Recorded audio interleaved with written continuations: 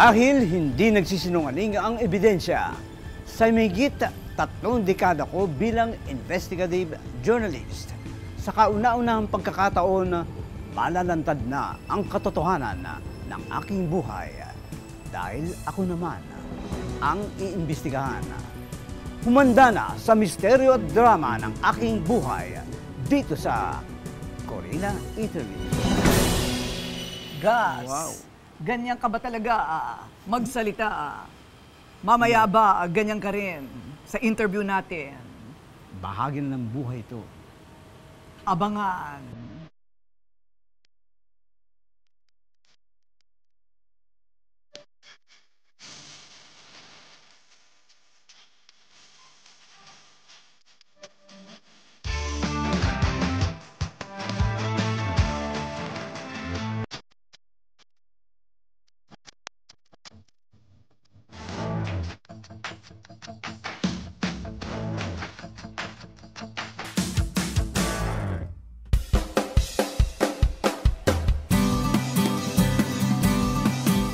At nasanay tayong siya ang nag-iimbestiga at nagbabalita ng mga kaso at krimen kasama ng mga pulis. Pero ngayon, tayo naman ang mag-iimbestiga sa kanyang kwentong buhay. Mr. Soco Gasabel Gas himself is in the house. Ayan. Pinili talaga natin ang PNP na location natin. Ayan, napapaligiran tayo ng mga pulis. Ay, siyempre, makasaysayan sa akin dito dahil halos ito, mga naging katuwang ko na rin sa pagkuha ng mga istorya. Mga storya. Mga hepe kasi, like si General San Diego. Oo.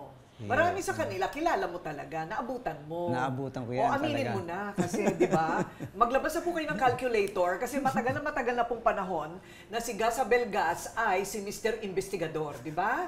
So, ikaw ay naging reporter ng matagal na panahon at ito nga ang kanyang naging beat. Ba't hindi ka na natanggal sa police beat? Yun ang naging ko, forte ko, magunat noon. Noon ang inano ko na magkaroon ng trabaho pero nakikita ko maraming interesado sa nangyayari sa pulis.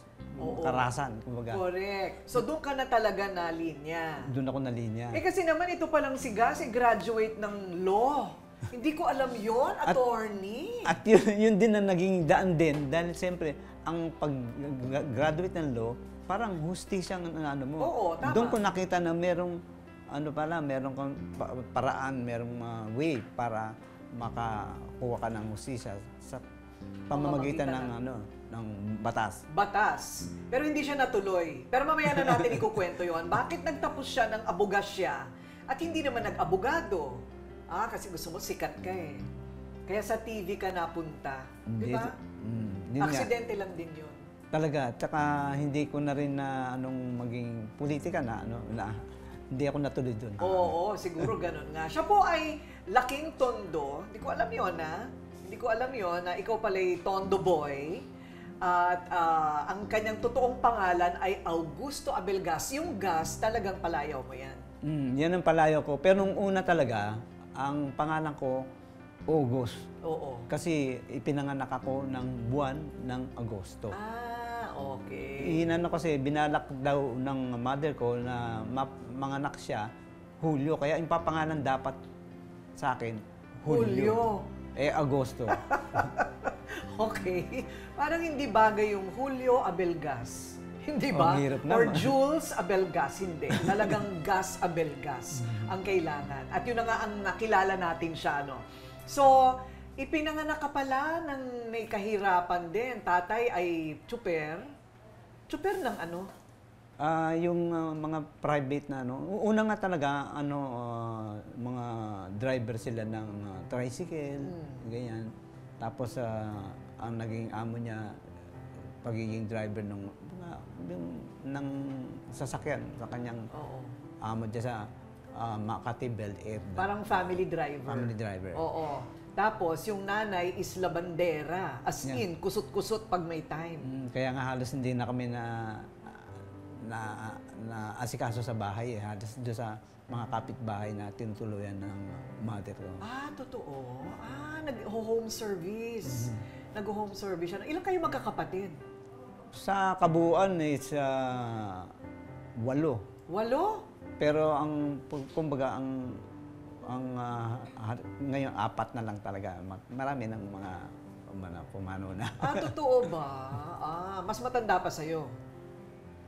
Yung kadalasan. Eh di 100 years old na yun. Century na. Century. Si Gus, mukha lang po siyang 40 years old, pero sa totoo lang 120 ka na, di ba? Hindi totoo. Oh, 120 years old ka na? Dami nga nagtatanong eh. Oh. Kaya lagi kong tanong din, yun totoo. Kasi, siyempre, wala daw sa sa pangangatawan ko, sa itsura yung. Correct. Ako is 69 yata. 16. Bakit yata? Ayaw mo pang aminin. Hindi mo matanggap. Hoy, nag-google na ngayon ang edad. Yun nga hindi mo na yan hindi mo na yan maikakaila. Parang hindi kita ma-imagine na 70 years old, Gus, kasi nagsabay kami halos sa ABS-CBN, di ba? So, naalala mo ba ako? Baka hindi mo na ako maalala. Naalala ko nun, pero trainee pa ako nun eh. Trainee. Siyempre, yung mas... Parang pinamumukha niya na mas matanda ako sa kanya. I'm sorry. Hindi po. Nagsimula po ako, 12 years old lang ako noon. Kaya hindi mo masasabing, hoy, mas bata ako sa'yo, kaya lang nauna ako sa'yo sa ABS-CBN. Di ba? Ayaw umami, nakakainis. Hindi, lumalabas ang katotohanan niyan talaga eh. Hindi nagsisinungaling ang ebidensya. Okay, sige. Teka muna. Ilalabas ko. Sa closing billboard credits, pakilabas po ang kanyang birth certificate at yung akin, ha? Para masigurado na ako'y higitang bata sa kanya, sa totoo lang. Okay, nagsabay po kami dyan sa TV Patrol. Reporter din ako noon. Pero karaniwan, yung pagpo-police beat, sa una lang yun eh. Ikaw talaga napako ka na doon dahil parang feeling mo, calling mo yan. Ang assessment ko noon kasi, pagiging reporter, ang mga tao, kumbaga, sinasabi nga ng gusto natin, by nature, violente, gusto na yung mga nakakapansin ng interest. Kaysa yung parang lagi kong tinatanong pag may lecture kami ginagawa, anong magandang panoorin yun? Yung nagbabasbas ng bahay, inauguration, o yung naghahabulan ng saksak. Siyempre yung naghahabulan ng saksak. Naghahabol ng saksak talaga. Teka muna. No violence, please. Sige, mamaya puntahan natin ang mga krimen na kanyang diniskartehan. Kasi pag sinabi mong krimen, ayan na si Gus Abelgas, nag-iimbestiga na. Pero bata pa lang siya, ay dumidiskarte na talaga sa buhay. Ayun. Hindi ko naman alam, naging dyaryo boy ka pala. Yeah, oo. Nagbenta ka ng dyaryo? Mga grade 3 hanggang grade 5 or 6, yun yun, ang kadalasan niya, ang dyaryo nun is Manila Times, Manila Bulletin, Bulletin. Tapos nagtitinda naman kami ng comics. Comics. May comics pa hapon naman. Filipino Comics, Redondo Comics, Wakasan Comics. Wakasan. Alam mo rin, di ba? Of course, alam ko yun. Pero iba, hindi ko nakilala. Panahon mo yun. Okay. So ano yan, hawak mong ganun, tapos nilalako mo, naglalakad ka, ganyan? Naglalakad talaga. Magmula dito sa kalye namin, sa may Estrada Amatista. Okay. Sa may boundary na ang Makati, Maynila. Naglalakad ako dyan hanggang diretso ng Estrada, hanggang San Marcelino. Minsan nakakaabot pa ako ng Quiapo. Ha? Sa paglalakad? Yung tuloy doon, yung Piatti University, doon makakaabot ako. Hanggang hapon na akong bumabalik. Talaga? Nakakamagkano ka naman sa maghapon? Hindi ko matansya kasi ang dyaryo doon parang 25 centimos. 25 centimos lang? And incidentally nga, pag namamasahe ko, talagang kulang ang pera, 10 centimos ang pamasahe noon sa bus. Wow. 10 centimos. Yan, hanggang... So nakakita ka ng mga sundalo ng Hapon? Wala pa. Si Magellan nakikita ko sa retrato. Si Magellan? Si Magellan, kumpare mo eh. Kumpare mo si Magellan eh. Teka muna. Okay, so, paano siya napunta sa pagiging isang mamamahayag? Kaya naman pala nagbebenta ng dyaryo. Ayun. At lahat ng mga nababasa mo, puro krimen. May epekto ba sa'yo rin yun? Naging interesado ka dahil dyan? Hindi naman masyado. Ang naging interest ko talaga, yung bang kumita. Siya po ay biktima ng krimen. Na-hold up siya. Ay. Na-hold up ka, di ba? Tama. Habang nagbebenta ng dyaryo? Yung puntong yun, kasi pag nagrarasyon ako niyan dyaryo, magmula dito sa may Vito Cruz nga, naglalakad ako, siyempre yung mga suki, inaabot ako ng tanghali, pagrarasyon ng dyaryo, pagtitinda. Tapos pag uwi ko, doon ako naniningil doon sa mga suki ko. Okay. Yung pag uwi ko doon sa may Puentes Street, kung alam niyo yun, doon ako biglang na-hold up. Siguro mga mga 20 pesos lang na sa akin. Ano yung tinutukan ka ng Kutsilyo. Kutsilyo. Nagmakaawa na lang ako noon, sabay iyak. Totoo. Sabay iyak. Uy, effective yung iyak. Ilan taon ka nun? Hindi ko malaman dahil sa tagal na mga 8 siguro. 8 years old. Wow. So, na-trauma ka ba doon? Sa pagka-hold up sa'yo, hindi naman? Yung mga ilang araw lang kasi kami nasasaksihan din namin mga ibang krimeng nangyayari sa paligid namin. Dahil dati noon, ang South Luzon Expressway, yung dulo yun eh. Wala pa nun yun eh. Oo. Puro yung kangkungan lang yung lugar na yun. Correct. Kaya yung halos hindi matao. Okay, kaya ka na biktima. Na-biktima tuloy. O ayun. Ano itong inampun ka daw? Ano nangyari sa mga magulang Ay, mo? oo nga. Inampun ka daw ng ng kamag-anak? Yung mga grade 3 hanggang grade 6 o grade 5, inampun ako ng lola ko. Na katabi doon na sa kalyeng Opalo, doon nakatira. Mansion yun. Nag-iisa lang siya sa bahay. Ayun. Dahil matanda lang. Siya, head nurse ng dating Philippine National Red Cross. Oo. Doon sa may tapat ng Hugo sa may So may kita. Yun, mga 3 taon. Yung, kung naalala nyo, yung eksena ng Ruby Tower earthquake. Ruby Tower. Yun, nandun ako, natutulog ako noon. Yun nangyari, yun, lindol doon sa pati yung kwarto eh. Tinignan kagad ako. Ako, nagtatago doon sa pagkatapos malindol din yun eh. Pero napaaral ka nitong tiyahin mo?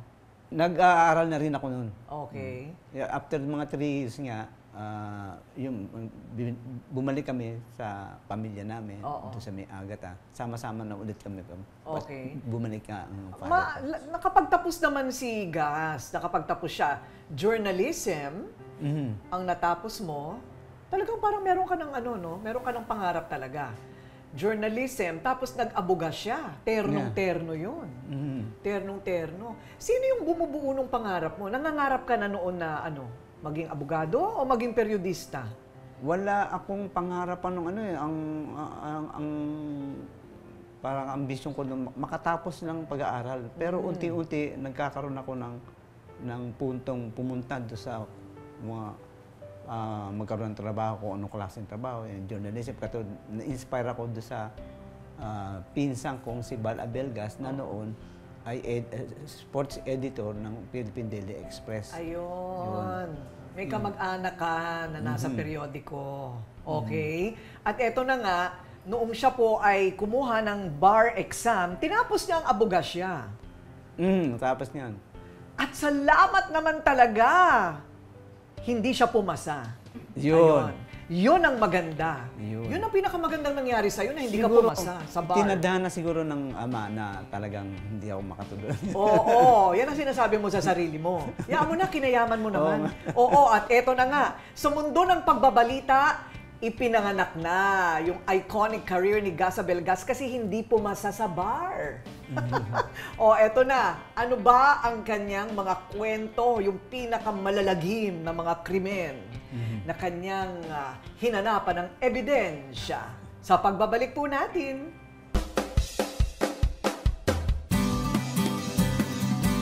At eto na, naipanganak na yung Gas Abelgas. Ano po? Unang nagtrabaho sa Department of National Defense pala bilang manunulat. So natuto ka na talagang sumulat din. Paunti-unti, actually, Ministry of National Defense. Yan. Okay. Kay dating Juan Hepe, Ponce Juan Enrile. Ayun. Ang ginagawa ko halos parang translator ako ng mga interview. Kaya inaano ko, yun ang pag-aaralan natin. Okay. So yun na talaga yung exposure mo, ano? Yeah, so oo, paano simula ka na yun. So paano pagkatapos anong usad mula sa Ministry of National Defense? Nung katagalan, kasi Ministry of National Defense, nagrarasyon kami ng dyaryo, sumasabay ako doon sa green na jeepney, pupunta mga iba-ibang Babagsakan. Publication. At doon ko na na tema na yung pinsan ko nga journalist na sa Sa Daily Express. At yung isang Jane Wakan na Women's Auxiliary Corps na kilala ko dahil sa Krami yun, inalok ako sa People's Journal. Eh sabi ko nga, ipapaalam ko. Doon nga pumunta sa puntong yung si Minister Enrile nag-suggest sa akin, ang pangalan mong August, mahaba, gawin mong Gas Abelgas. Si Minister Enrile mismo? Siya mismo. Totoo ba? Gawin mong Gas Abelgas. Doon ako naging Gas Abelgas. Oo, yun ang kasabayan mo talaga. Kita mo, 101 years old na. Oh, yun ang kasabayan mo talaga. Lumalabas si talaga Minister. totoo. Oo, lumalabas yung totoo, gas. Hindi mo Sorry, maikakaila. Lumalabas ang mga ebidensya na ikaw talaga ay, Nadulas akong dila. nadulas ka doon. Okay, so si Juan Ponce Enrile ang nagbigay sa kanya pala ng pangalang Gas Abelgas. Ayon. At mula noon, hindi ka na nahiwalay sa police beat. Yun bilang talaga. periodista at mamaya sa TV. Paano ka napunta sa TV? Yun, sa TV naman, nagkaroon ng parang balita ako kukuha ng mga trainee, so, magiging reporter. Doon ako nagsimula and then Ito'y pagkatapos ng revolusyon. Anong ginagawa mo noon nung revolusyon? nasa nasa coverage din ako as training Trainee. Oo. ng ABS. Okay. Hindi ko nga alam kung anong araw yung parang nangyari kay Sergeant Ed Esguera. Yes. Sa at yun yung nakita ko. Yun mismo. Ano yung parang nasaksihan mo ang kanyang pagkamatay? Nasaksihan ko yun. Galing sila doon sa loob, yung papataas ng ABS. Bugsakan na lang habang nagpapaputok doon sa bandang tower ng ABS-CBN. Yung mga mga Pagkatapos, kalaban nakita mo nakahandusay na siya? Mandusay niya. Takbo na rin ako. Hindi ko, nakita mo. Tinamaan. Ayun. Doon ko lang na-determine na si Sergeant Esguera pala yun. Pero naririnig ko na rin siya noon. Okay, so eto, revolusyon yon. Dito naman tayo sa mga krimen. Ano ang mga krimen na hindi mo makakalimutan sa karera mo? Naku, habang tumatagal lalong pinararami ko ang mga alam kong krimen. Kasi dahil nag-aral ako ng batas, yung una gusto ko lang parang kumita lang bilang trabaho. Iko-cover mo lang. Oo. Pero habang tumatagal, nag-aaral ako ng law, inaano ko na kailangan magkaroon ng hustisya. At saka kawawa naman yung mga naaapi, yung mga naaabuso. Kailangan kung paano ako makakatulong. Pumupunta sa puntong baka ako dadagdag ng mga ebidensya. May alam ako na hindi alam ng mga investigador.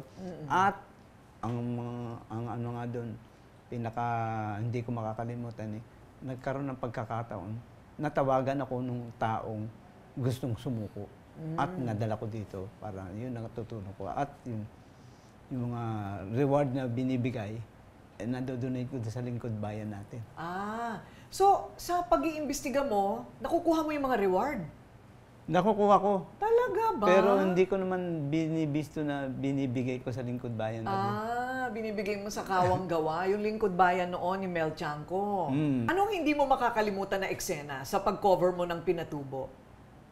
Yung matagal nilang halos 1 linggo kaming nag-cover doon at yung pagputok mismo ng Mount Pinatubo kasi nandoon na kami. Yung pagputok mismo, hindi na coverage halos ang natupag namin kundi ang paglikas dahil sa kalabasan baka abutin kami talaga yung lava explosion at yung pagputok mismo ng Pinatubo. Nakaramdam ka rin ng takot?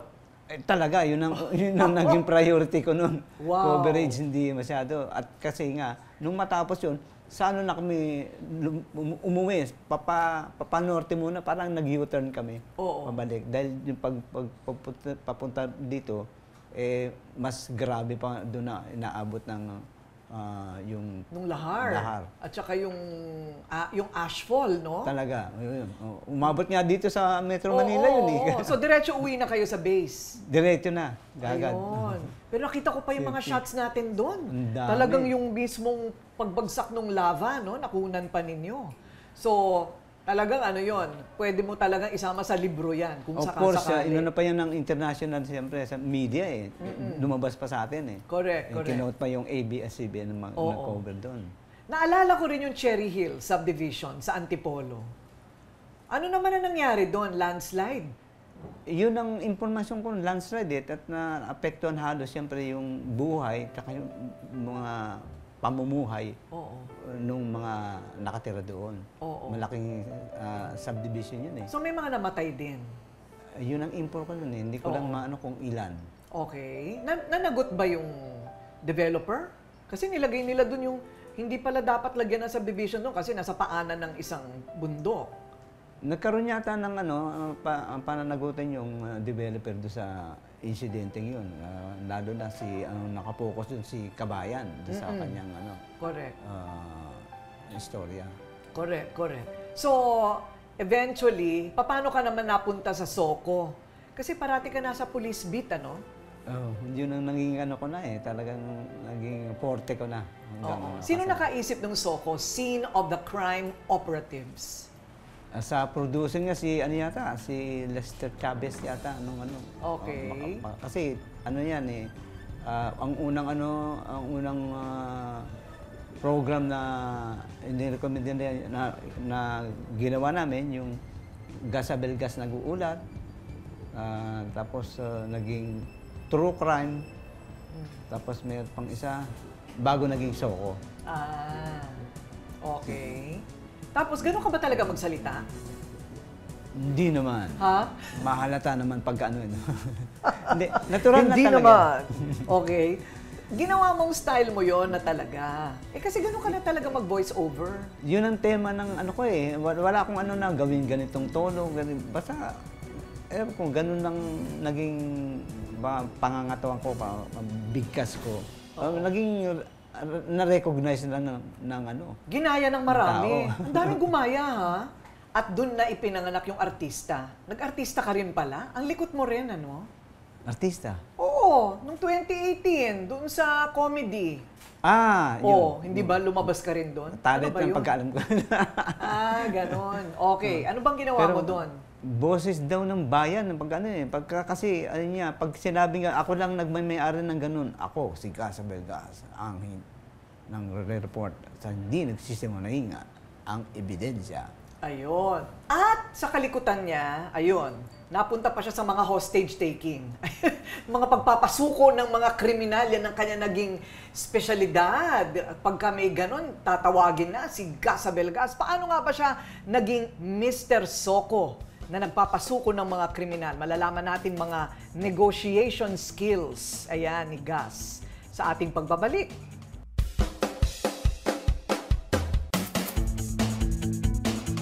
At syempre, ang bunga ng kanyang pagtatrabaho, ayan, ang mga ebidensya ng kanyang mga naabot sa buhay.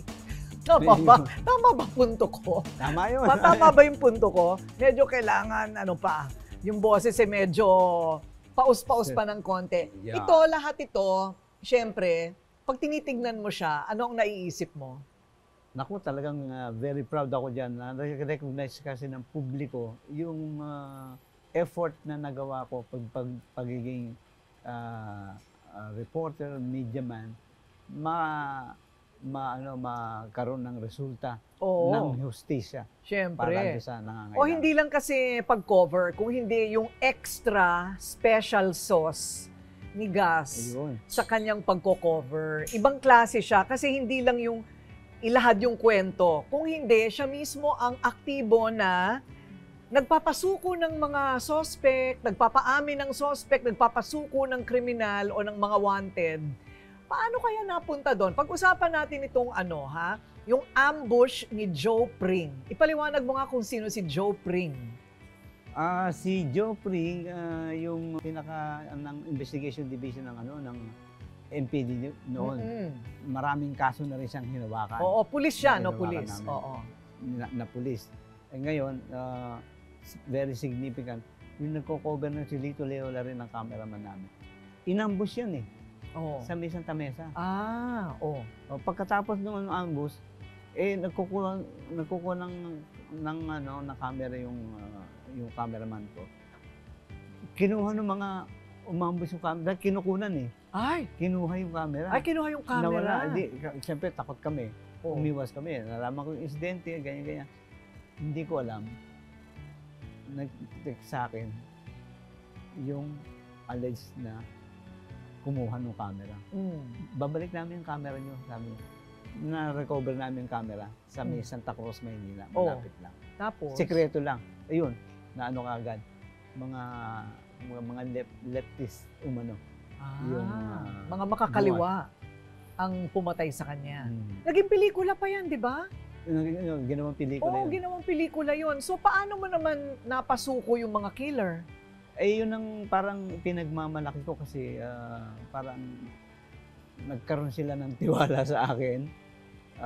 Vice versa, nagkaroon ako ng tiwala sa kanila. Iyon ang isang sikreto siguro sa magiging mga journalist, lalo sa mga kakilala nila.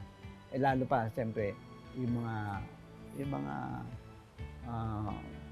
may masamang isipin ng mga tao sa kapwa-tao. Siyempre, may tiwala sa iyo. Minsan, i-ano nila. Oo. Kasi malumanay ka magsalita. Parang naaano mo, no? Na kukumbinsi mo. Paano kaya magkumbinsi ng tao na magpa-aresto at makulong? Ayun, talagang malaking ano din. Isang ano din isang abilidad ko na rin yan na natutunan ko habang ako nakikipag-usap sa kapwa-tao, lalo na pagka kriminal yung ayaw magsalita.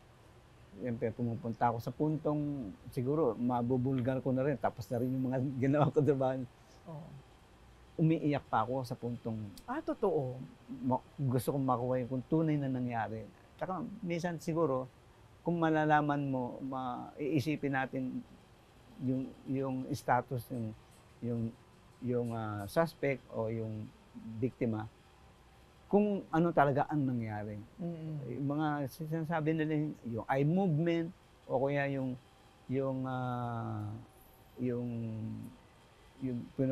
pesto o yung aksyon ng isang tao. So lahat yan ay nire-record mo? Hindi ko nire-record. Parang involuntary na kinakausap ko, naawa ko sa kanya. Puntong minsan umiiyak ako. Kumbaga parang tao sa tao. Tao sa tao yan. Oo. Papakwento ko yung parang talagang tunay na nangyari. Patulad ng isang kasong naano namin. Mahal naman niya yung girlfriend niya, pinatay niya, nilagay niya sa cabinet at tinapon siya. Ayaw magsalita. Baka may mensahe ka sa girlfriend mo. Hindi natin alam kung sinong pumatay sa kanya. Sabi niya, yun, biglang umamin na paiyak. Correct. Yung Manuel Raimundo case, ano naman yun? Yan, si Manuel Raimundo, yung pinatay niya yung girlfriend niya, ka-textmate niya yun Uso na text na. Magkita sila sa isang lugar, doon sa bahay nung ka-textmate niyang lalaki. Doon, nagkaroon ng selosan, pinalo niya pinalo niya sa ulo yung girlfriend niya. Nawalan ng malay. Oo. Akala niya patay na. Nilagay sa cabinet. Ay! Tapos itinapon sa creek yung cabinet. Tumawag siyempre, na-imbestigahan yun, nakita yung yung body niya. Tumawag na soko. Ang naging resulta ng kamatayan, lunod, hindi yung pokpok. Yun, napaamin ko noon. Then sinet up namin sa may Cubao. Siya, kunwari may ka-textmate din, na magtatagpo sila, pumayag naman yun. Nagtagpo sila doon, habang iniimbestigahan, ayaw magsalita. Nag-interrogate. nag-interrogate sa kanya na pinaalis ko muna yung mga pulis sa tabi. Tapos yung cameraman, pinaano ko na kunwari hindi niya kinukunan. Tapos pinakita ko yung, alam kong parang concern na concern siya. Pinakita ko yung retrato, baka may mensahe ka sa girlfriend mo. At doon na lumabas. Doon na lumabas. Hindi ko sinasadya. Yan yun. Ayun. Umamin lahat. Kung paano niya pinatay. Ito yung tinatawag ni Gas na Abelgas Doctrine. The Abelgas Doctrine. Ayun. Tao sa tao hanggang mapaamin niya. O ano naman itong Antonio Co case ng Parañaque? Ito po yung pinatay niya yung kanyang sariling ama dahil tinanggalan siya ng mana. Hindi ba? Paano niya napatay yung ama niya? Yung ano yan, sa madali sabi, nagkaroon ng mga may kaya itong mga Antonio family sa Parañaque. Nagkaroon ng parang press con, media, nagkaroon ng meeting yung buong pamilya. Buong pamilya. Doon is sinabi nung ama na si Nelson, si Apa Antonio na pinapawalan ko ng mana itong si Nelson dahil winawaldas niya ang pera. Ayun. On record yun. Tapos siguro 3 days after, pinuntahan nung Nelson, nung anak, yung ama sa kwarto. Nagtalo sila doon. Nakarinig ng putok. Yung Nelson, nakita nung kasambahay. Ayun. Pagkatapos ng insidente, nawala na. Nung sumuko yung Nelson na sinasabing umano sa ama, pinalipat from Las Piñas sa Parañaque. Pero yung paglipat na yon, pinakawalan muna. At sinamantala naman ng Nelson na tumakas. Pumunta sa ibang bansa. For 7 years na wala siya. Hanggang mapanood yung programa ko sa TV nung isang kababayan natin doon. At sinabi nandoon yung Nelson Antonio na bumatay sa kanyang ama. Nahuli rin? Nahuli rin. Sinasama nga ako ng mga ng PNP para doon. Ang hirap maglakad doon ng papeles. Parang naging puntahan ka na, no? Kasi ikaw yung kilala ng mga Pilipino doon. Ang sarap ng mga parang nagtiwala naman sila. Correct. At isipin mo, 3 lang yan sa mga celebrated cases, napakaraming iba pa. Marami. Hindi ba? Dapat pala lagyan ka na ng corona. Kung may mga... O bigyan ka ng star sa pagka-general. Pero marami ka na rin kasing mga naging pagpaparangal mula sa pulisya. Ayun nga. Salamat na meron ka marami. sa Quezon City Police District, meron kang Central Police District. Hindi ba? Pero mukhang hindi ka lang sa ganyan magaling. Magaling ka rin manligaw. Oo, yan. Oy, yung napangasawa mo, reporter din pala si Jo. Ay, Hindi ko alam, Hindi ko alam. So, ang kanyang kasakasama sa pagko-cover ay nadiskartehan din niya at yun ang kanyang napangasawa. Naku, hindi lang po sa paglutas ng krimen magaling itong si Gas. Magaling siya manliligaw, magaling siya maggitara at kumanta. O, di ba? The other side of Gas. Next. Sa diskarte sa buhay, hindi nyo mauunahan yung Gas Abelgas. Kaya nga nakakapagpasuko ng mga kriminal ito. At talagang exclusive niyang nahahabol ang mga kwentong kakaiba. Pero hindi lang pala yun ang talent mo. Marunong din manligaw. O, di ba? Ano yung diskarte mo kay Joe noon? Nagpapalitan kayo ng storya. Kasama yun. Nakilala ko nga siya sa Camp Crame dahil reporter siya ng Philippine Star ngayon. Tsaka lagi kami nakikita, lalo na may press con.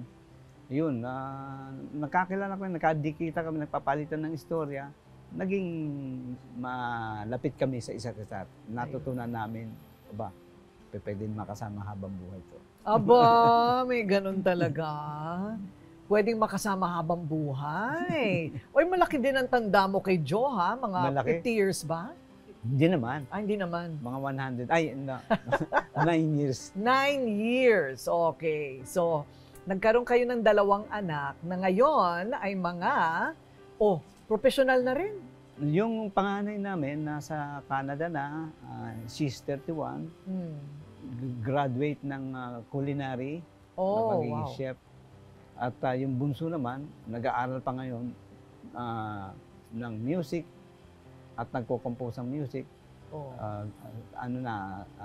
Second year college. Wow. Sa'yo niya nakuha yung music? Yun nga ang pinagtataka namin. Pareho kaming journalist ng mother and father. Oh. But hindi na namin tinanong yun. Yun ang naging forma ng buhay nila. Oo. Pero tika muna, talagang di siguro- nagigitara ka naman talaga, tsaka kumakanta-kanta ka rin. Baka nakikita niya yon. Siguro, yun nga, yung una, sa bahay nga, 6 ang gitara ko, puro kalabang yun yung kwerdas eh. Totoo ba? Dahil hindi ko nagagamit ngayon eh. Namimiss ko na rin. Paano ka natutong mag-gitara? Yung pamilya kasi namin, pati yung mga pinsan namin, mga singer eh, nagpupunta ng Japan. Oo. Yung kapatid kong pangatlo, nag-Japan din. Mga siguro 5 taon sa Japan. Performers. Singer. O singer pa. Bumalik at nagigitara pa rin yun. Kaya lang parang ako yata nakalimot sa pagigitara. Oh, ay sample, sample, sample.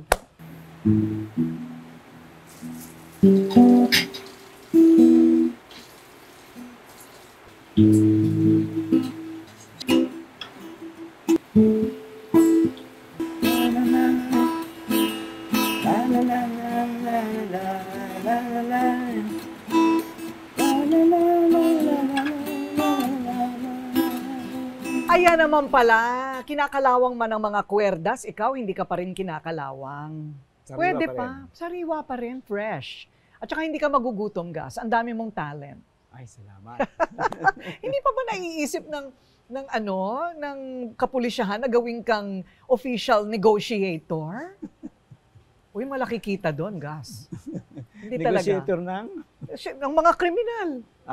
Yung mga hostage taking. Yung Maganda mga... yan. Pero, yun nga, siyempre, dumarating naman yan ng kusa sa mga tao. Correct, correct. O eto na. Siyempre, hindi maiwasan yung mga dagok sa buhay, ano. Pero itong dagok sa buhay mo na ito, Gas, hindi mo inasahan, no? Yung pagkakaroon ng sakit ni Joe. So, itong kay Joe, ang bata pa niya. Ano? Ilang taon lang siya? 61. 61. Ano? Pero gaano katagal niyang nilabanan yung cancer of the throat niya? Mga halos 1 taon. 1 taon lang? Halos 1 taon. Pero Kasi magandang ano yan, ang kalusugan niya sa record na ano eh. Siguro mga bandang February 2024 nagsimula ng magkaroon ng sign. Pero yung mga nararamdaman sa katawan. Tapos parang regularly nagpupunta sa UST, sa Maynila para magpa-check up. Dahil mga doktor na available doon sa sa UST. And then, lumabas lang yung parang yung hindi magandang sintomas yung bandang October. Ganyan. Ayun. Kaya na-emergency na siya. Oo nga, pero sabi mo nga, throat cancer, pero matagal na siyang tumigil sa paninigarilyo at wala ring cancer sa kanyang pamilya. Wala.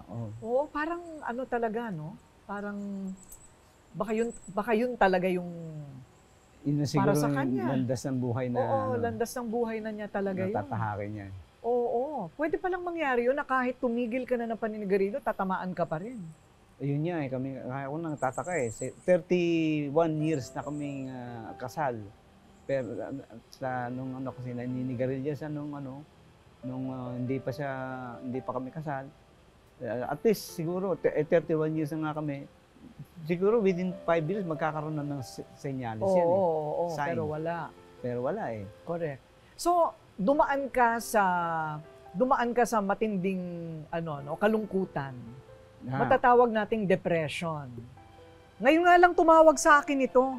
Matagal ko nang iniimbita pero hindi pa daw niya kaya. Hanggang sa siya na yung tumawag sa atin. So paano mo inangat yung sarili mo? Talagang I'm trying to keep busy every day. Kailangan may magawa. Minsan kahit nga akong nakahiga para makatulog, hindi ako nakakatulog. Kaya kailangan ngayon, nag-exercise na akong konti umaga, and then kailangan yung proper food na makakain mo kasi Oo. siyempre, ako ang madalas na na-hospital Oo. nagpa-medical check-up kaysa sa kay Mrs. Si Gus ay tinamaan na ng heart attack ba? Heart attack. 2 beses. 2 beses. Paano naagapan yun? Yung sariling ano ko na rin, pagsisikap na maging healthy sa Hindi, paano mo pagkain. naagapan na hindi ka natuluyan doon sa 2 heart attack mo? Dumiretso ka ng ospital. Yun na nga siguro pinalad ng ama na talagang hindi ko pa Hindi pa panahon oras. Ano yung mga sintomas mo noon? na mismo nakaramdam ako pagkatapos ng maligo.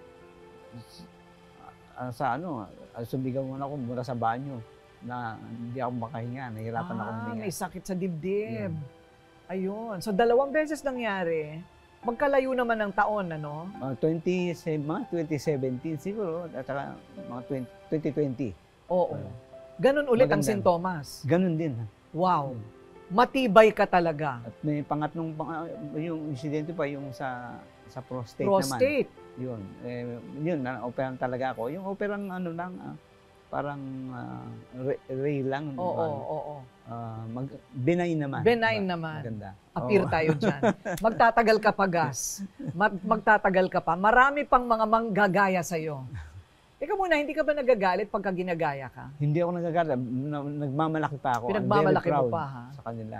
Oo. At kung pwede nga magkasama kami rin sa paggaya sa akin. Oo, dapat kasama ka. Ikaw yung nandoon mismo sa sa Ayun. video, no? Ay, gagawin kong vlog yan. Yan. Oo, gagawin kong vlog yan. So, nagkaroon ka na ba ng mga, ito, tanong pa ng iba, nagkaroon ka na ba ng mga death threat? Meron. Meron? Meron na rin. Paano?